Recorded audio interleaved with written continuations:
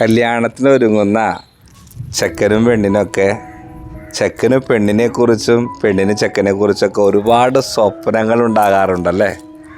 നമ്മുടെ വീട്ടിലൊക്കെ കല്യാണപ്രായം നിൽക്കുന്നവർ വിവാഹം ആലോചിക്കുന്ന മക്കളുണ്ടെങ്കിൽ അവരോട് ചോദിച്ചേ, ചെക്കൻ്റെ ക്വാളിഫിക്കേഷൻ, ചെക്കൻ്റെ ജോലി, ശമ്പളം, പെൺകുട്ടിയുടെ പഠിപ്പ്, അങ്ങനെ പല പല വീട്ടുകാർക്കുള്ളതിൽ കൂടുതൽ സ്വപ്നങ്ങളുണ്ട് വിവാഹത്തിന് ഒരുങ്ങുന്ന യുവാവിനും യുവതിയൊക്കെ. മാർച്ച് 19 നമ്മൾ തിരുനാൾ ഒരുങ്ങുന്ന ഔസേപ്പിതാവിനും ഇതുപോലെയൊക്കെ വിവാഹ ജീവിതത്തിലേക്ക് വരുമ്പോൾ ഒരുപാട് സ്വപ്നങ്ങളൊക്കെ ഉണ്ടായിരുന്നു.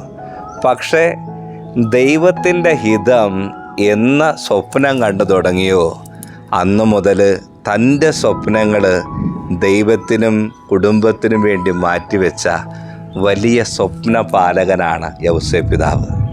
നമുക്ക് ഓർക്കാം, നമ്മൾ ഓരോ കാര്യങ്ങൾക്ക് ഇറങ്ങുമ്പോൾ നമ്മൾ സ്വപ്നങ്ങൾ കാണും, പല പല കാര്യങ്ങൾ പ്ലാൻ ചെയ്യും. പക്ഷേ യൗസേപ്പിതാവിനെ പോലെ ഉറക്കത്തിലും ദൈവത്തിൻ്റെ സ്വരത്തിന് വേണ്ടി ഹൃദയവും കാതും തുറന്നു വയ്ക്കാൻ നമുക്ക് കഴിയുമ്പോഴല്ലേ ഈ പുണ്യദാതൻ്റെ പാതയിലൂടെ ഈശോയുടെ അരികിലേക്ക് നമുക്ക് എത്താൻ സാധിക്കുക.